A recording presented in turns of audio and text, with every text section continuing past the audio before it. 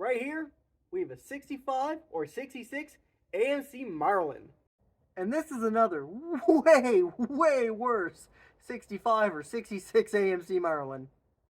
Why do I have two really rough Marlins? Well, because I also bought something else stupid.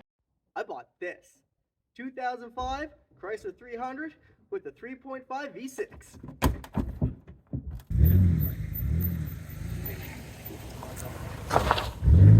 And this is going to be the first video in a bunch of videos about me body swapping one of the Marlins onto this Chrysler. I'm Matt. This is slightly cross-threaded.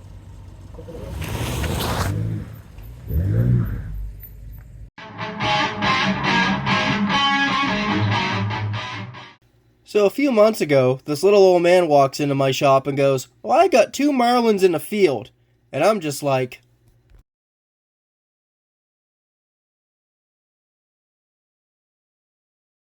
in the early 60s, George Romney left AMC. He had done a lot to help the always struggling company, and the new guy, Roy Abernathy, came into a company with a bunch of mid-size and smaller cars. Wanting to get the younger buyers in and bring the whole brand up market, he did what every brand would do. He wanted a new halo car. In '64, Dick Tigg designed the Rambler Tarpon. They took the Rambler American and just made it a little fancier, made it a fastback. Rumor is his first sketch was on an envelope or a napkin while he was on a plane.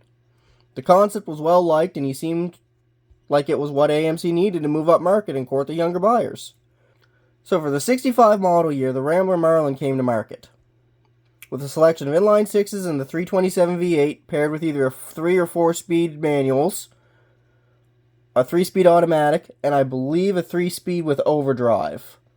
The press and the public had mixed reactions. It didn't translate well from the concept to the actual car. The proportions seemed a bit off, and I agree with this. I'm not the biggest fan of how these cars look. They're cool, but they're ugly cool.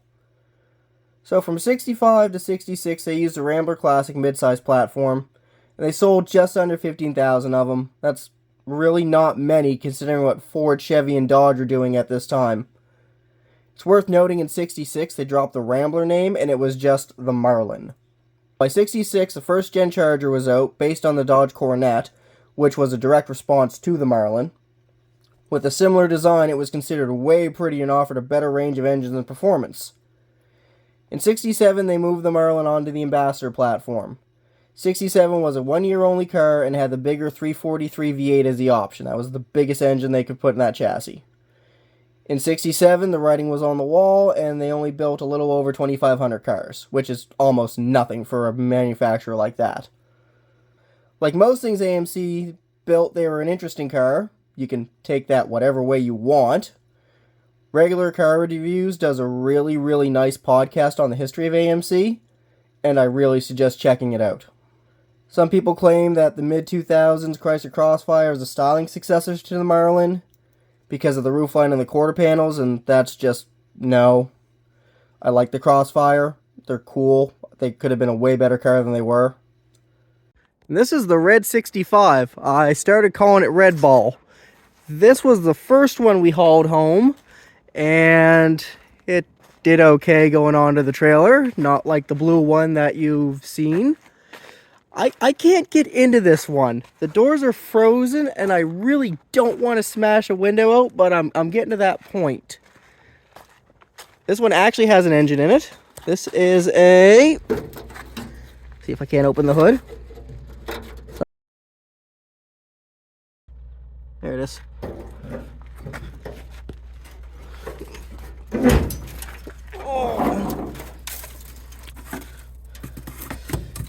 This one actually has an engine. This is a 327 two-barrel, power steering, power brakes. They're both supposedly decently optioned cars. The blue one is a little bit better option than this one. It closes just fine. So, ignore the wheels. Got it on there just to roll it around, kind of.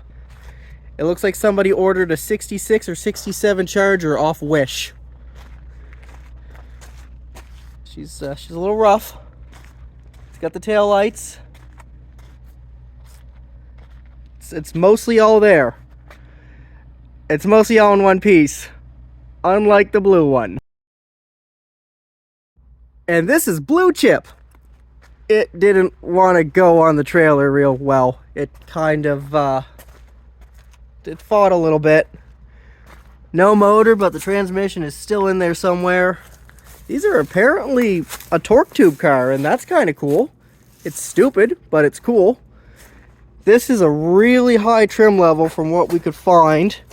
Apparently, and I don't know if this is true, the really high trim level ones had the accent color, like the white in this case, in that C cove. This one, the door is actually open. It's got power windows. The interior isn't awful. Dash is beautiful. I love the style. It needs a cleanup, but it's going to need a whole lot of other stuff too. They're both automatic cars, 3 speeds. This one will be giving up its doors, its fender, maybe the hood. I think the hood's in slightly better shape. The deck lid's definitely in better shape. This opens. Got some spare parts in there. Got a Holly carb that came with it, so, you know, I think I made out pretty good with this one. I shouldn't have locked that. I don't know if I got it back open. That was stupid. Now, the eagle-eyed among you have noticed that neither Marlin has a floor. Well, that's because where we're going, we don't really need a floor. And that's because we're using this as a chassis. The Chrysler LX platform. Charger, Challenger kind of, Magnum wagon, it's all based pretty much on the same, which is based on a late 90s E-Class. So, fancy? So why an LX platform? Well, because a friend who owned a scrapyard had this dirt cheap. It's got 430-some thousand kilometers on it. It smells awful. And it's pretty tired, but that's all stuff we can fix. Also, there's a ton of aftermarket support. Chassis stuff, brake stuff, air suspension, and I can upgrade the motor. Pretty simple. I can put a 5.7 in it, 6.1, 6.4, Hellcat. Can probably put a 5.7 all-wheel drive oil pan on a 6.2 Hellcat. They have the same stroke, and that would be just amazing all-wheel drive Hellcat shenanigans in this thing.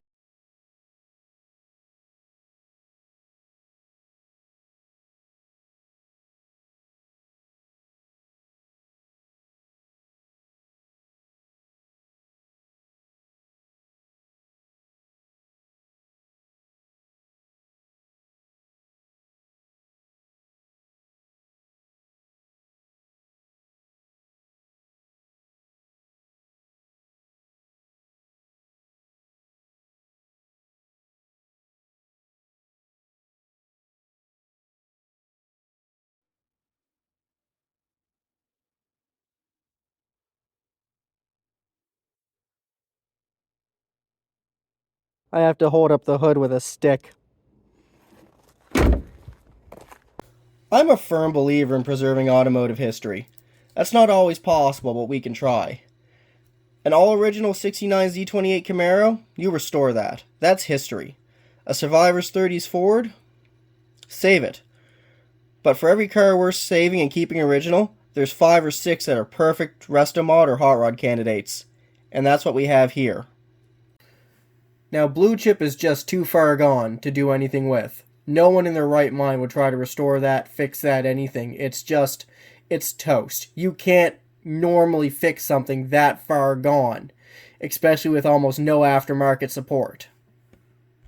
But Blue Chip will live on. The doors, the hood, driver's side fender, it's all going on to the build. I've got all the trim off it. I've got spare glass. The power windows are going to go in, so it's not going to waste. I'm going to put a hat and sunglasses on and yell about how I don't understand the world and how that makes me angry and afraid. No, I'm just kidding. I mean, this thing is about, width-wise, as close as I'm going to get for cheap. I could have chose a couple other platforms. Lexus LS, the early ones, actually fairly close to a Marlin in almost everything. But again, I couldn't pass this up. This was $500. And I'm going to toss up the specs somewhere on the screen. You can see how close we are. Biggest issue is going to be the wheelbase. It's 8 inches difference. The Chrysler's longer. Once the quarters come in, I'm going to show you how we're going to fix that little problem. It's going to be a little sneaky.